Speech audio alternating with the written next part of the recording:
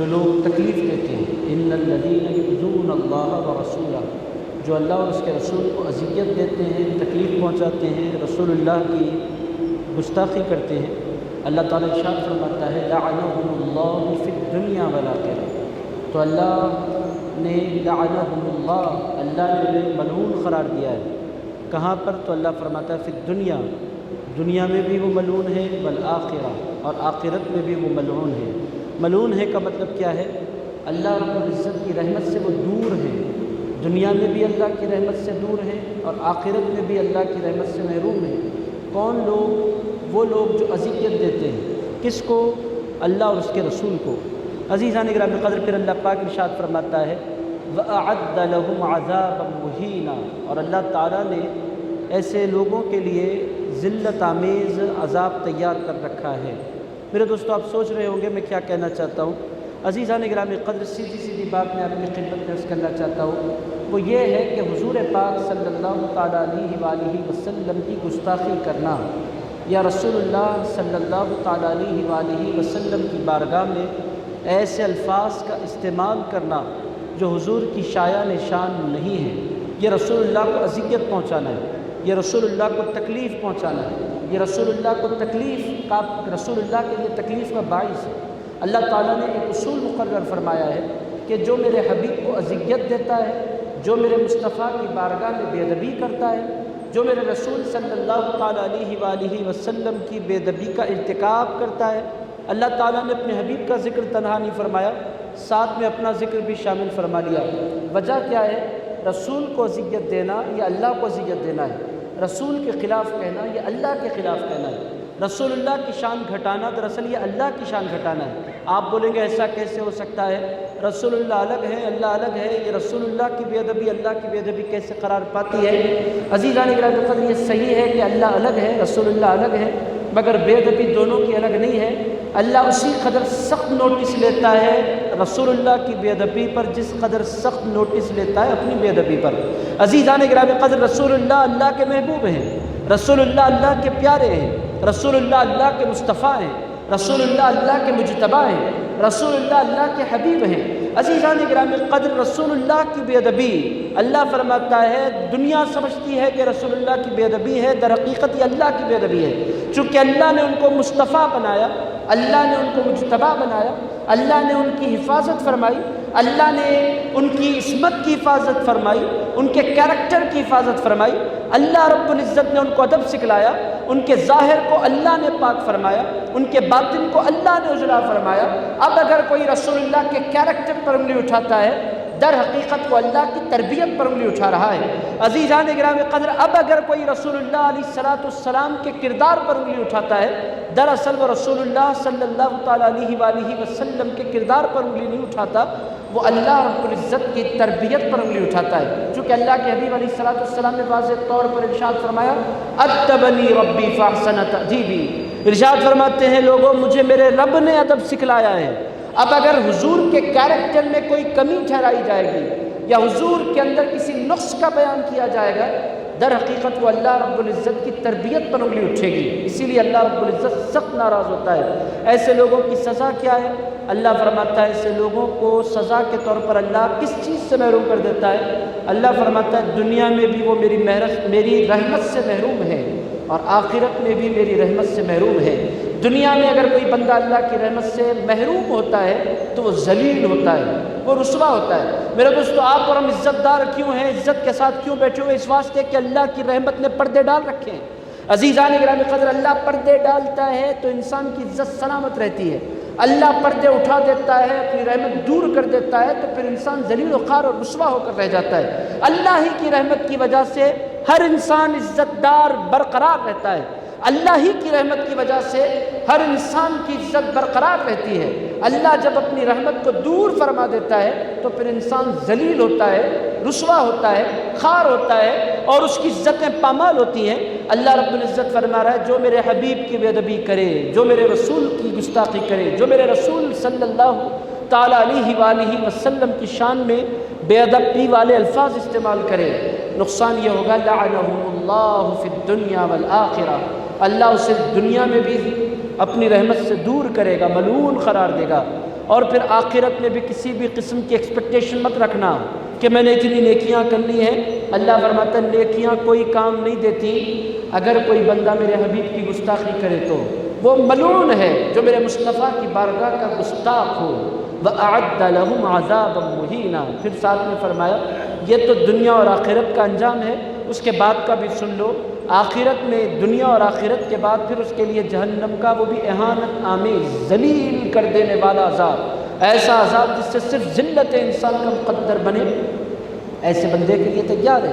میرے دوستو آپ سوچ رہے ہوں گے میں یہ باتیں آپ لوگوں کو کیوں سنا رہا ہوں؟ آپ لوگوں نے یقینی طور پر دیکھ رکھا ہے، اگر نہیں دیکھ رکھا ہے تو میں نام تو نہیں لوں گا اس ملعون کا جو حضور پاک علیہ السلام کی بے ادبی کا مرتکب ہوا۔ ایسے انتہائی ذلیل قسم کے لوگوں کا نام مسجدوں میں لینا بھی میں گوارا نہیں کرتا۔ عزیزان گرامی قدر، مگر آپ اہل قرد ہیں، اہل علم ہیں، ایجوکیٹڈ ہیں، اور آپ لوگوں کی نظریں باضابطہ سوشل میڈیا پر بھی جمی ہے، اخبارات پر بھی آپ مسلسل دیکھ رہے ہیں۔ ایک ملعون ہے اتر پردیش سے، اس کا تعلق ہے، اس نے نازیبہ کلمات رسول اللہ صلی اللہ تعالیٰ علیہ وآلہ وسلم کی بارگاہ میں استعمال کیے، نہ صرف استعمال کیے بلکہ باضابطہ اس نے کتاب لکھی، اس میں حضور پاک علیہ السلام کے کیریکٹر پر اور حضور پاک علیہ السلام کی شخصیت مبارکہ کو اس نے مجروح کرنے کی کوشش کی۔ انٹرویو میں جو الفاظ اس نے استعمال کیے میرے دوستو، وہ الفاظ دہرانا یہ بھی ناممکن ہے، ایک مسلمان کے لیے ان الفاظ کا دہرانا بھی ناممکن ہے۔ عزیزان گرامی قدر، اس نے رسول اللہ صلی اللہ تعالیٰ علیہ وآلہ وسلم کے خلاف نعوذ باللہ علیہ اللہ تعالیٰ ایسے نازیبہ الفاظ استعمال کیے جو انتہائی بدبختی کی علامت ہیں، انتہائی سیاہ بختی کی علامت ہیں، انتہائی ملعون ہونے کی علامت ہے۔ اس کا نام وہ اپنے آپ کو مسلمان بتلاتا ہے۔ عزیزان گرامی قدر، مگر اس کے جو الفاظ ہیں، آپ لوگوں میں سے جن لوگوں نے سنا ہے ان لوگوں کو اندازہ، جن لوگوں نے نہیں سنا اللہ محفوظ رکھے۔ میرے دوستو، حضور پاک علیہ السلام کی شان میں وہ بندہ یو پی سے تعلق رکھتا ہے، اور سیدھی سیدھی بات ہے ایسا اس نے کیوں کہا؟ عزیزان گرامی قدر، یہ چند ٹکوں کی خاطر، جھوٹی عزت کی خاطر اور دنیاوی مفاد کی خاطر، دنیاوی کوئی عہدہ حاصل کرنے کی خاطر یہ ایسا ہوتا ہے۔ عزیزان گرامی قدر، کچھ لوگ دنیا میں ایسے پیدا ہو جاتے ہیں جو دنیا کی خاطر اور دنیا کی دولت کی خاطر اور دنیا کے عہدوں کی خاطر اللہ اور اس کے رسول کا کوئی خیال نہیں کرتے، اور پھر بے ادبی اور گستاخی کر دیا کرتے ہیں۔ وہ سمجھتے ہیں کہ دنیا تو ملے گی، مگر عزیزان گرامی قدر ایسے لوگ دنیا اور آخرت میں ذلیل رسوا ہوتے ہیں، ضرور رسوا ہوتے ہیں، بے پناہ ذلتوں کا ان کو سامنا کرنا پڑتا ہے۔ وہ سمجھ رہا ہے کہ اسے دنیا ملے گی، عہدے ملیں گے۔ عزیزان گرامی قدر، عبرت ناک انجام ہوتا ہے اس کا جو رسول اللہ صلی اللہ تعالیٰ علیہ وآلہ وسلم کی شان میں بے ادبی کرتا ہے۔ میں آپ کی خدمت میں عرض کرتا ہوں ایسا لوگ کرتے کیوں ہیں، کیا فائدہ ہوتا ہے؟ رسول اللہ نے تو علیہ السلام کسی کا کچھ بگاڑا نہیں، حضور کی شبیہ کو کیوں متاثر کیا جاتا ہے؟ رسول اللہ صلی اللہ تعالیٰ علیہ وآلہ وسلم کی بارگاہ میں نازیبہ کلمات کیوں استعمال کیے جاتے ہیں؟ عزیزان گرامی قدر، ایسا کیوں ہوتا ہے کہ رسول اللہ صلی اللہ تعالیٰ علیہ وآلہ وسلم کے کیریکٹر پر انگلیاں اٹھائی جاتی ہیں؟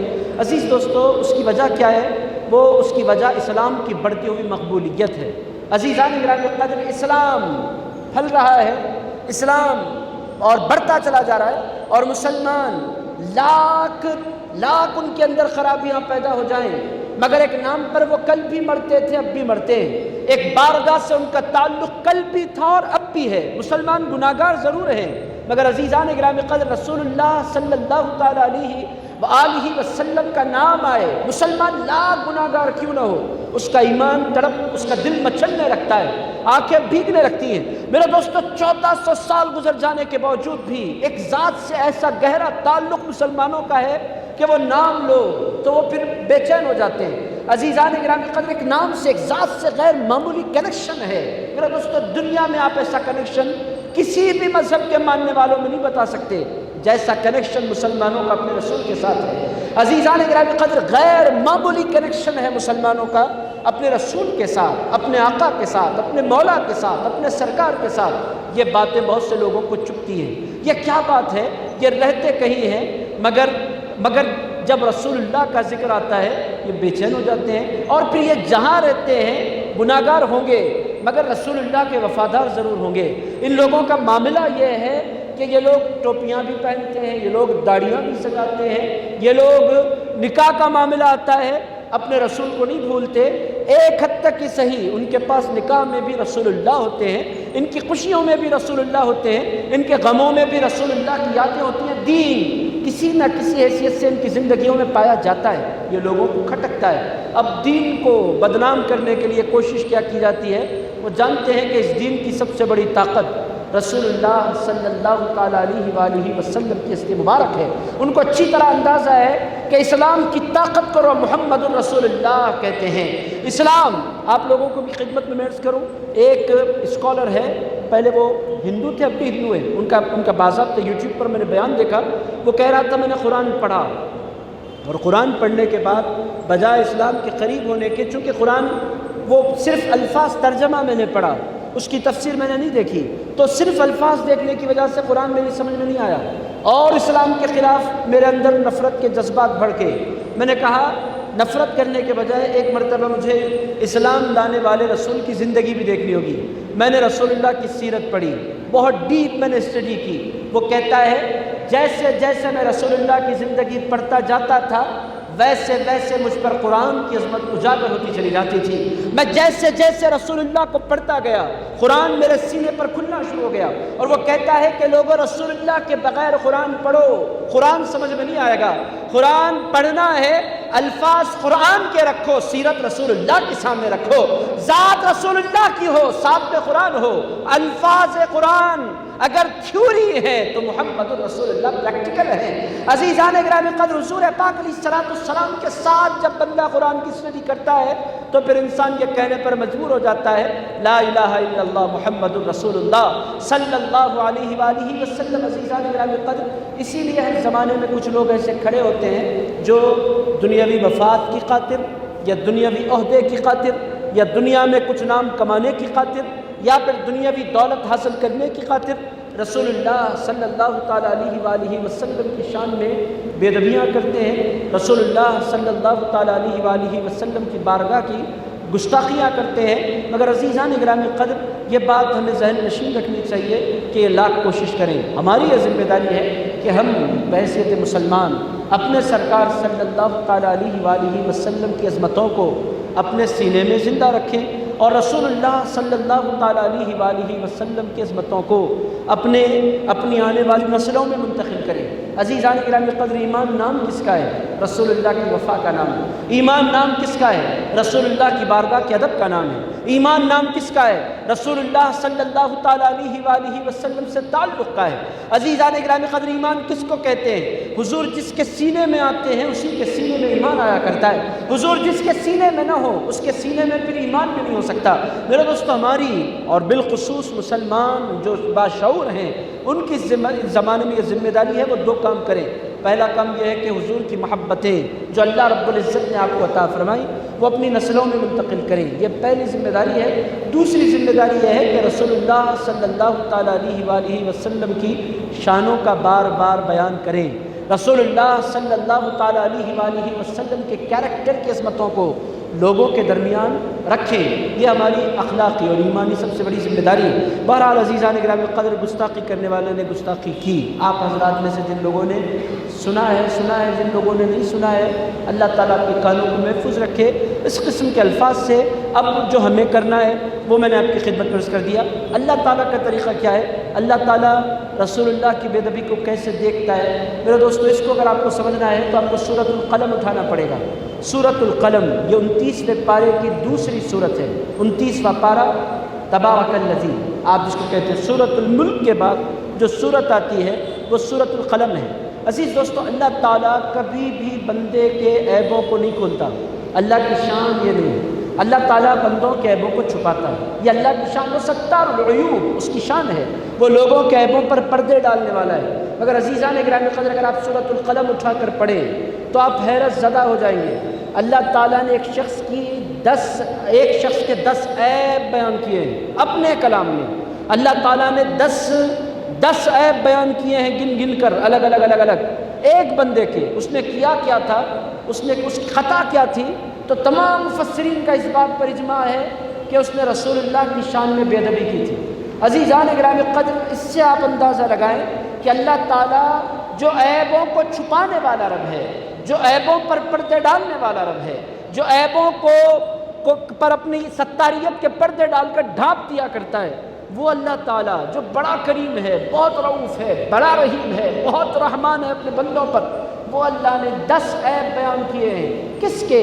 اس کے جو گستاخ رسول ہو۔ عزیزان گرامی قدر، آپ حیرت زدہ ہو جائیں گے، کیا یہ اللہ ہی کا کلام ہے؟ اللہ ہی کا کلام ہے۔ میرے دوستوں، میں آپ کی خدمت میں آیتیں بھی رکھتا ہوں تاکہ آپ لوگوں کو یقین ہو جائے کہ اللہ تعالیٰ نے کیسا انداز اختیار فرمایا ہے۔ کس کے خلاف؟ ولید بن مغیرہ، ایک شخص تھا عرب کا، اللہ نے اس کو مال والا بنایا، اولاد والا بنایا، اس نے رسول اللہ صلی اللہ تعالیٰ علیہ وآلہ وسلم کے خلاف نازیبا کلمات استعمال کیے۔ حضور کا دل دکھا، یقینی طور پر حضور پاک علیہ السلام تشریف لائے دنیا میں، زندگی بھر انہیں جد و جہد کی ہے بندوں کو اللہ سے جوڑنے کے لیے، بدلے میں ان پر درود ہو، ان پر سلام ہو، ان پر رحمت ہو، یہ تمنائیں کی جائیں یا ان کو گالیاں دی جائیں۔ عزیزان گرامی قدر، جب گالیاں دی گئیں رسول اللہ صلی اللہ تعالیٰ علیہ وآلہ وسلم کو کہ قلب مبارک کو تکلیف پہنچی، اب اللہ تعالیٰ نے قرآن میں الفاظ نازل کیے، وہ الفاظ آپ سنیں آپ حیرت زدہ ہو جائیں گے۔ اللہ تعالیٰ ارشاد فرماتا ہے وَلَا تُطِعِ الْمُكَذِّبِينَ وَدُّوا لَوْ تُدْهِنُ فَيُدْهِنُونَ وَلَا تُطِعِ كُلَّ حَلَّافٍ۔ یہ پہلا لفظ ہے جو اللہ رب العزت نے اس شخص کے لیے استعمال فرمایا، جھوٹی قسمیں کھانے والا۔ وَلَا تُطِعِ كُلَّ حَلَّافٍ مَّهِينٍ، ارشاد فرمایا دوسرا لفظ اس کے لیے استعمال فرمایا، وہ ذلیل ہے۔ عزیزان گرامی قدر، یہ اللہ کا کلام ہے جو میں آپ کو سنا رہا ہوں۔ عزیز دوستو، گالیاں یہ انتہائی ایسے الفاظ ہیں جس کو دنیا گالی کہتی ہے، اللہ رب العزت نے استعمال فرمائے۔ میں گالی تو نہیں کہوں گا مگر اللہ نے ذلیل اس کو بہت کیا۔ ارشاد فرمایا حلاف مہین، ارشاد فرمایا وہ حلاف ہے، جھوٹی قسمیں کھانے والا، اس کی کیا اوقات ہے؟ میرے مصطفیٰ کریم کے خلاف کہتا ہے جھوٹی قسمیں کھاتے پھرتا، اس کی کیا اوقات؟ ارشاد فرمایا مہین، وہ ذلیل ہے، رسوائے زمانہ ہے، جو میرے مصطفیٰ کے خلاف کہتا ہے۔ عزیز دوستو، تیور دیکھیں اللہ کا، انداز دیکھیں اللہ کا، کلام ہے اللہ کا۔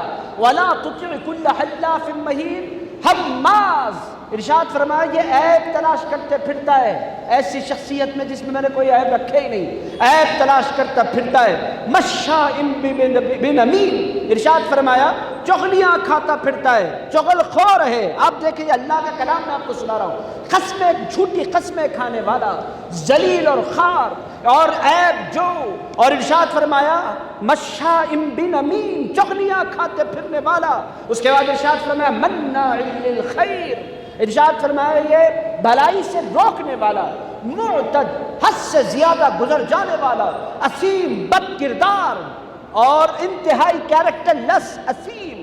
عزیزان گرامی قدر، میں آپ کو قرآن سنا رہا ہوں۔ اس کے بعد اللہ تعالیٰ نے ارشاد مناع للخیر معتد اثیم عتل، ارشاد فرمایا جس کی نسل باقی نہیں رہنے والی وہ ایسا ہے۔ اس کے بعد ارشاد فرمایا عتل بعد ذلك زنیم۔ 10واں عیب اللہ نے اس کا یہ بیان فرمایا، اس کا ایک عیب یہ بھی ہے کہ وہ نکاح سے پیدا نہیں ہوا، وہ زنا سے پیدا ہوا ہے۔ عزیزان گرامی قدر، یہ 10 عیب اللہ پاک نے اس شخص کے قرآن میں بیان فرمائے جو رسول اللہ صلی اللہ تعالیٰ علیہ وآلہ وسلم کی بارگاہ میں بے ادبی کرتا ہے۔ میرے دوستو، 9 عیب اللہ نے وہ بیان کیے جو خود جانتا تھا۔ حلاف ہے وہ جانتا تھا، مہین ہے وہ جانتا تھا، مشاء بنمیم ہے وہ جانتا تھا، اور پھر وہ یہ جانتا تھا کہ وہ مناع للخیر ہے، اس کو اندازہ تھا کہ میں بھلائیوں سے روکنے والا ہوں۔ معتد ہے، سرکش ہے، اس کو معلوم تھا۔ اثیم، بد کردار ہے، اس کا علم تھا۔ مگر جب قرآن نے کہا وہ نکاح سے پیدا نہیں ہوا، وہ زنا سے پیدا ہونے والا ہے، وہ پریشان ہو گیا۔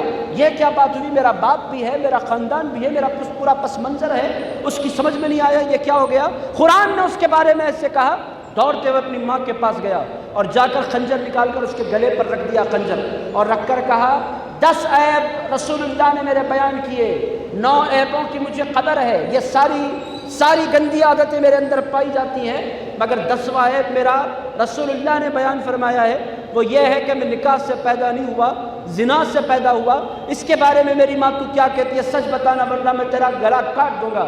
اس بڑھیا نے کہا جو کچھ رسول اللہ نے فرمایا ہے سچ فرمایا ہے، تیرا باپ اس لائق نہیں تھا کہ اسے اولاد ہو جائے، تو میں نے چرواہے کے ساتھ گناہ کیا جس کی وجہ سے تو پیدا ہوا ہے۔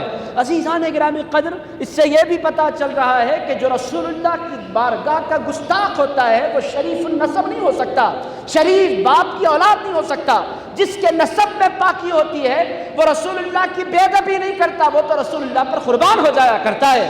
عزیزان گرامی قدر، اگر کوئی رسول اللہ کی بارگاہ میں بے ادبی کر رہا ہے سمجھ لینا چاہیے کہ وہ حرامی نسل ہے۔ میں نہیں کہہ رہا میرے دوستو، آپ بولے گا میں اتنی بڑی بڑی باتیں کہہ رہا ہوں، میں کچھ نہیں کہہ رہا میرے دوستو، قرآن میں نے آپ کی خدمت میں رکھا ہے۔ اگر کوئی اس زمانے میں بھی حضور کی بارگاہ کی بے ادبی کرتا ہے، رسول اللہ کی بارگاہ کی بے ادبی کا ارتکاب کرتا ہے، رسول اللہ کی بارگاہ میں نازیبا کلمات کہتا ہے، میرے دوستو قرآن نے 1450 سال پہلے اعلان فرما دیا عتل بعد ذلك زنیم، اس کی ماں نے اقرار کیا واقعی تو نکاح سے پیدا ہونے والا نہیں ہے، تو حرام سے پیدا ہونے والا ہے۔ میرے دوستو پتہ کیا چل رہا ہے؟ رسول اللہ کی بارگاہ میں بے ادبی کرنے والا چاہے وہ کوئی ہو، اگر کوئی بے ادبی رسول اللہ کی بارگاہ میں کر رہا ہے آپ کو سمجھ لینا چاہیے کہ وہ صحیح النسب نہیں ہو سکتا، شریف النسب نہیں ہو سکتا، خاندانی نہیں ہو سکتا۔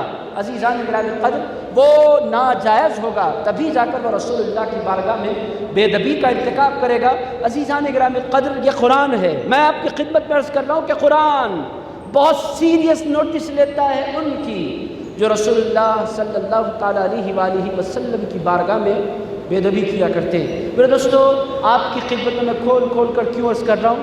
میرے دوستو آج کل بہت سے لوگ ماڈرن ہوتے جا رہے ہیں، وہ اس کا اپنا معاملہ ہے، ہمیں کیا لینا دینا۔ عزیزان گرامی قدر، میں یہ تو نہیں کہتا کہ قانون اپنے ہاتھ میں لے لے، مگر میں اتنا کہنا ضرور سمجھوں گا کہ حضور نے فرمایا اسلام ایمان کے 3 درجے ہیں۔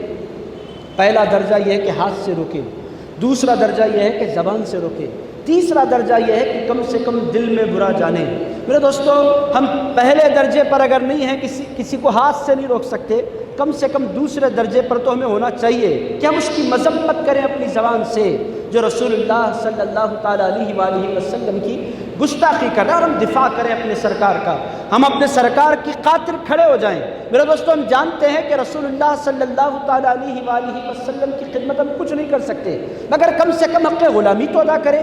عزیزان گرامی قدر، یہ کیا بات ہوئی؟ ہمیں کوئی فرق نہیں پڑتا، کوئی کچھ بولتا پھرے۔ عزیز دوستو، یہ ایمان جس کے سینے میں ہوتا ہے وہ اس طرح کی باتیں نہیں کہا کرتا، وہ کھڑا ہوتا ہے اپنے سرکار کی خاطر، اپنے غم کا، اپنے غصے کا، اپنے جذبے کا وہ زبانی طور پر اظہار کرتا ہے، اور دنیا کو یہ بتلاتا ہے کہ ان پر مر مٹنے کا جذبہ کل بھی تھا اور آج بھی ہے۔ حضور پاک علیہ السلام، میرے نبی سے میرا رشتہ کل بھی تھا اور آج بھی ہے۔ عزیزان گرامی قدر، رسول اللہ سے ہمارا رشتہ ایسا نہیں ہے کہ پرانا ہو گیا تو اس رشتے میں تعلق میں کمی آ گئی ہے۔ میرے دوستو جیسے جیسے دن گزرتے جاتے ہیں ویسے ویسے رشتہ مضبوط ہوتا چلا جاتا ہے۔ ہمارا رشتہ کبھی کمزور نہیں ہوا اپنے سرکار کے ساتھ، اور حضور پاک علیہ السلام کی بارگاہ کی بے ادبی چاہے وہ کوئی کرے ہم اس کو پسند نہیں کرتے، ہم اس سے سخت نفرت کا اظہار کرتے ہیں، ہم اس سے سخت بیزارگی کا اظہار کرتے ہیں، اور ہم نے کس سے سیکھا ہے؟ یہ ہم نے اپنے پروردگار سے سیکھا ہے۔ اللہ رب العزت نے قرآن مجید میں جا بجا ان لوگوں کی بے پناہ مذمت کی ہے جو رسول اللہ صلی اللہ تعالیٰ علیہ وآلہ وسلم کی بارگاہ میں بے ادبی کا ارتکاب کرتے ہیں۔ چلتے ہوئے ایک آخری بات آپ کو سنا دیتا ہوں۔ عزیزان گرامی قدر، یہ روایت صحیح بخاری میں آئی ہے، آپ لوگوں میں سے بہت سے لوگوں نے سن رکھا ہوگا۔ آپ اندازہ لگائیں کہ اللہ کس قدر سخت نفرت فرماتا ہے۔ ایک بندہ آیا، اس نے اسلام قبول کیا، صحیح بخاری ہے، میں آپ کو سنا رہا ہوں، الفاظ میرے ہیں، چونکہ حدیث میں پڑھوں گا تو بہت وقت لگے گا، وقت کے اندر گنجائش نہیں، بہت آسان انداز میں آپ کی خدمت پیش کرتا ہوں۔ کہ نصرانی تھا، عیسائی، حضور کی خدمت میں آیا، اسلام قبول کیا، اور پھر اس نے سورہ بقرہ اور سورہ آل عمران اس نے یاد کر لی، اور پڑھا لکھا آدمی تھا۔ رسول اللہ نے اس کو وحی کے لکھنے پر مقرر فرمایا۔ وحی لکھنا، قرآن حضور پر نازل ہوتا، حضور نقل فرماتے الفاظ، اس کو بیٹھ کر لکھا کرتا تھا۔ چند دن کے بعد پھر وہ عیسائی ہو گیا، مرتد ہو گیا، اور اس نے کہا رسول اللہ اپنی مرضی سے لکھاتے، اس طرح کی باتیں اس نے کی۔ اس کا انتقال ہو گیا۔ جب اس کا انتقال ہوا تو اس کو نصرانیوں نے لے جا کر زمین کے اندر دفن کیا۔ ان کے پاس بھی دفن کرنے کا طریقہ ہے، عیسائیوں کے پاس باکس میں ڈال کر زمین کے اندر ان لوگوں نے اتارا۔ صبح جب نیند سے بیدار ہوئے تو دیکھا کہ اس کی لاش باہر پڑی ہوئی ہے۔ لوگوں نے کہا یہ کام محمد صلی اللہ علیہ وسلم اور اصحاب محمد نے کیا ہے، رسول اللہ اور ان کے چاہنے والوں نے یہ کام کیا ہے۔ پھر زمین کھودی، بڑا گڑھا کیا، گہرا گڑھا کیا، اور اس کے بعد پھر اس کی لاش کو قبر کے اندر اتارا، پھر چلے گئے۔ دوسرے دن آئے، میں صحیح بخاری آپ کو سنا رہا ہوں، دوسرے دن پھر اس کی لاش زمین پر پڑی ہوئی تھی۔ ان لوگوں نے کہا اب ہمیں سیکیورٹی کا کام کرنا پڑے گا، کچھ مضبوط کام کرنا پڑے گا، اس طرح نہیں ہو سکتا۔ بہت گہرا گڑھا کھودا، پھر اس کو زمین کے اندر اتارا اور پھر مٹی ڈالی اور پھر ساری سہولت، سارے تحفظ کے سامان کیے۔ پھر تیسرے دن دیکھا پھر اس کی لاش باہر پڑی تھی، تو سارے اس زمانے کے عیسائیوں نے کہا لوگوں یہ کام نہ محمد کر رہے ہیں صلی اللہ علیہ وسلم، نہ ان کے اصحاب کر رہے ہیں، یہ کام اللہ کی جانب سے قدرتی طور پر ہو رہا ہے۔ عزیزان گرامی قدر، 3 دن کے بعد جب اس کی لاش نکلی تو کئی دن تک اس کی لاش پڑی رہی اور اس کو کتے کھا گئے اور پھر وہ سڑ گئی، گل گئی، اور دنیا نے اس کو اللہ رب العزت نے کہ عبرت ناک سزا کے طور پر اس کی لاش کے ساتھ یہ کیا۔ عزیز دوستو، ایسا ہوتا ہے جو رسول اللہ صلی اللہ تعالیٰ علیہ وآلہ وسلم کی بارگاہ میں بے ادبی کا مرتکب ہو، اللہ تعالیٰ اسے دنیا ہی میں ذلیل فرماتا ہے، رسوا فرماتا ہے۔ اور میرے دوستو، اللہ تعالیٰ سخت نوٹس لیتا ہے اپنے حبیب صلی اللہ تعالیٰ علیہ وآلہ وسلم کی بارگاہ میں کی جانے والی گستاخی کی۔ آپ لوگ بولے گے اب ہمیں کرنا کیا ہے؟ میرے دوستو، رسول اللہ صلی اللہ تعالیٰ علیہ وآلہ وسلم کی ذات مبارکہ کو بہت زیادہ امپورٹنس دینا شروع کریں، اور حضور پاک علیہ الصلوۃ والسلام کے خلاف جب کوئی بندہ کھڑا ہو تو پھر آپ رسول اللہ کی ذات سے بھی پیار کریں، رسول اللہ کے کیریکٹر سے بھی پیار کریں، رسول اللہ کی سنتوں سے بھی پیار کریں، اور رسول اللہ کی سنتوں کو اپنی زندگی میں زندہ کرنے کا جذبہ اپنے سینوں میں پیدا کریں۔ عزیزان گرامی، یہ پریکٹیکل جواب ہوگا۔ یہ لوگوں کو چبھتا ہے مسلمانوں کا وجود، تو مسلمان بھی رسول اللہ کی سنتوں سے جڑ کر دنیا کو پیغام دیں۔ ہم دنیا کے کسی خطے میں رہیں گے، ہمارے چہروں پر داڑیاں ہوں گی، ہمارے سروں پر ٹوپیاں ہوں گی، ہماری عورتوں کے جسموں پر برقعے ہوں گے، اور وہ لوگ جہاں بھی رہیں گے کسی اور کے غلام بن کر نہیں رہیں گے، رسول اللہ کے غلام بن کر رہیں گے۔ عزیزان گرامی قدر، یہ ایک جواب دینے کا انداز ہے۔ اگر ہمیں واقعی محبت ہے اپنے سرکار سے، یہ لوگ جس قدر دور کرنے کی کوشش کریں، ہم اس قدر قریب ہو جائیں اپنے سرکار صلی اللہ تعالیٰ علیہ وآلہ وسلم کے۔ میرے دوستو، گستاخی کرنے والے کرتے ہیں، خود ذلیل ہوتے ہیں، بس ہمیں اپنی ذمہ داری پورے طور پر ادا کرنا ہے۔ ہمیں اپنے سرکار کے کیریکٹر کو نئی نسلوں تک پہنچانا ہے۔ یہ بات لوگوں کے ذہن نشین کروانی ہے کہ سرکار جیسا نہ صورت میں کوئی ہے، نہ سرکار جیسا سیرت میں کوئی ہے۔ صاحب قصید بردہ پکار اٹھے، فاق النبیین فی خلق وفی خلق ولم یدانوہ فی علم ولا کرم۔ حضرت صاحب قصید بردہ کہتے ہیں، امام شرف الدین بصری، کہ لوگوں میرے سرکار جیسا پیغمبروں پر میرے سرکار صورت میں بھی فوقیت لے گئے ہیں، سیرت میں بھی فوقیت لے گئے ہیں۔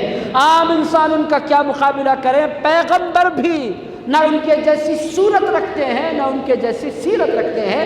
میرے نبی سب سے زیادہ اعلیٰ ہیں، صورت کے اعتبار سے بھی، سیرت کے اعتبار سے بھی۔ وَلَمْ يُدَانُوهُ فِي عِلْمٍ وَلَا كَرَمٍ، نہ ان کے علم میں ان جیسا کوئی ہے، نہ ان کے کرم میں ان جیسا کوئی ہے۔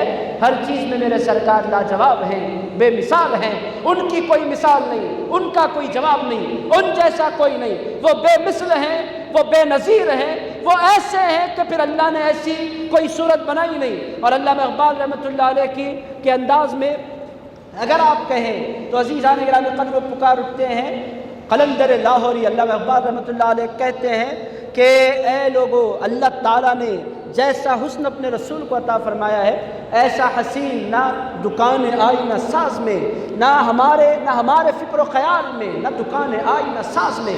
وہ کہتے ہیں کہ اللہ تعالیٰ نے جیسا حسین، جیسا جمیل اپنے مصطفیٰ کو بنایا ہے، ایسا خوبصورت نہ دنیا میں ہمیں کوئی نظر آتا ہے، نہ اللہ کی تخلیق میں ہمیں کوئی نظر آتا ہے۔